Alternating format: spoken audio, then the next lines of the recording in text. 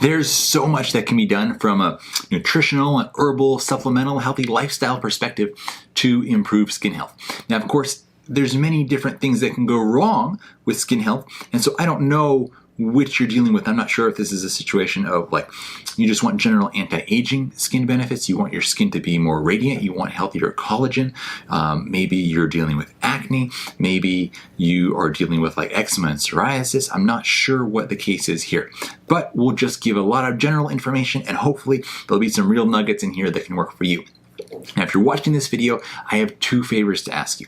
First one, keep watching till the end because there's a lot of stuff we want to cover, and one of the most powerful things, actually really the most powerful piece of information in this video, I'm going to give you at the very end.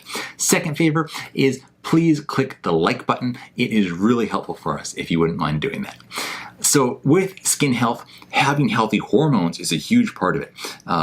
Healthy hormones are going to regulate things like collagen production, like elastin production, like the moisture of the skin. So if you get your hormones in a good place, so many aspects of skin health fall into place. If you have, your testosterone as a woman or as a guy really is too high, and then you're dealing with acne, that can be a huge problem there.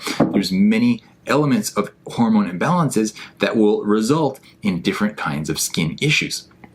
So it's a great idea to have a full hormone panel done and have it looked at by somebody who's really an expert in this department and is not just going to look at the relevant ranges listed on the paper that they get back from the laboratory and say, okay, you're within the range, it's fine.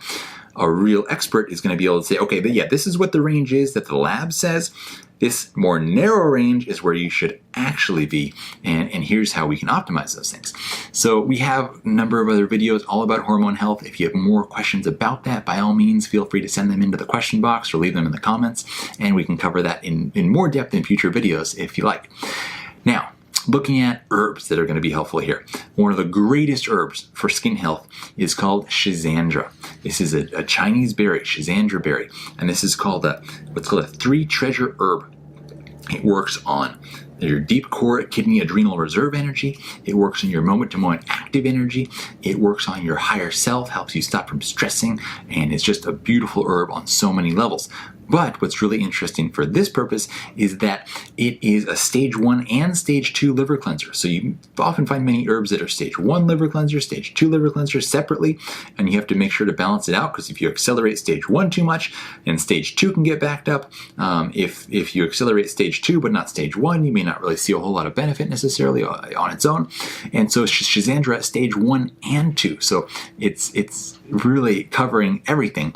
And Schizandra is just traditionally famous for creating radiant and beautiful skin. It's astringent, so it has that tightening nature to it. So it's probably the first one I would look to. And that should make us also think about overall liver health. So what's the health of your liver? Are you drinking a lot of alcohol? Are you doing other, is your liver backed up from hormones? What's going on in your liver department? Maybe you can look at taking things like Schizandra and other herbs that work on the liver, like reishi or like milk thistle, dandelion, pearl powder, another liver herb. And pearl is another, let's transition right there. I didn't mean to transition like that, but might as well mention pearl now. Pearl is one of the greatest Chinese beauty tonics. Huge history of use there for creating radiant, beautiful skin, helping with collagen and elastin production, and overall elasticity. And then it's kind of funny. You have like pearl, which is like this beautiful white thing, and then you have also tremella, which is like if a pearl turned into a mushroom, it would kind of shift into tremella, I feel like. And so tremella mushroom is able to have something in it that is very similar to hyaluronic acid, but smaller particle and thus more efficient at increasing moisture and elasticity of the skin. It was famously consumed every single day by Yang Guifei, one of the greatest beauties in the history of China, and she attributed her impeccable skin to this regular consumption of tremella mushroom. And it's so easy. It has so easy to incorporate into whether it's smoothies or drinks or recipes because it has almost no flavor to it, and really creams things up. So it's a great one to get creative with in the kitchen, and very hard to go wrong with. Then jumping over from China to Thailand, let's talk about blue butterfly flower. So blue butterfly has a whole host of different benefits in terms of dealing with stress.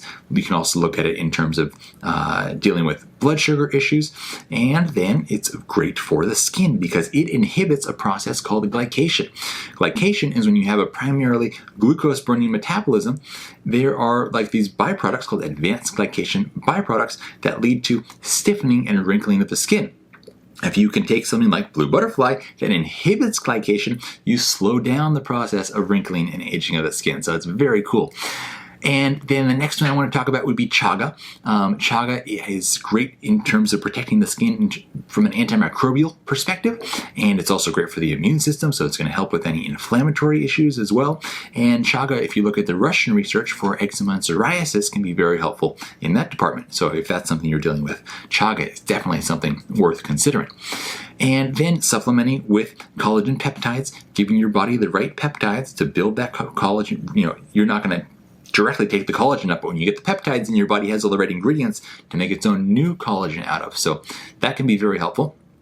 And then I would say like a fish oil, krill oil, or algae oil for the long-chain omega-3s and their anti-inflammatory effects, and giving you healthy oils for your brain and your nervous system. And this is then going to have an effect on your hormones. And as we said, your hormones are going to affect your skin. And then another anti-inflammatory would be Meriva, M-E-R-I-V-A. This is the phytosomal form of curcumin, the active compound in turmeric. And this is super bioavailable, way more bioavailable than any other turmeric product that you're going to find out there. And so in terms of bringing down inflammatory issues in the skin, this is a great one. Then dietarily, you could look at things like salmon for a great omega-3 source, walnuts, chia seeds, avocado, sweet potato, another great hormone supportive food. Pasture-raised eggs are going to be a great hormone supportive food and thus very good for the skin. Also berries and broccoli are great skin foods. And last but not least, I promise you, is saving the best for last, sleep. There's a reason we have this concept of beauty sleep.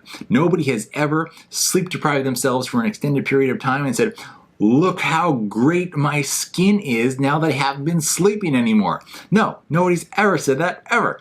And this is well supported by the research. They did a study in the Journal of Clinical and Experimental Dermatology, and they found that people who slept 7 to 9 hours a night had skin that was more moisturized and could protect and heal itself better after being exposed to ultraviolet light than people who slept 5 hours or less.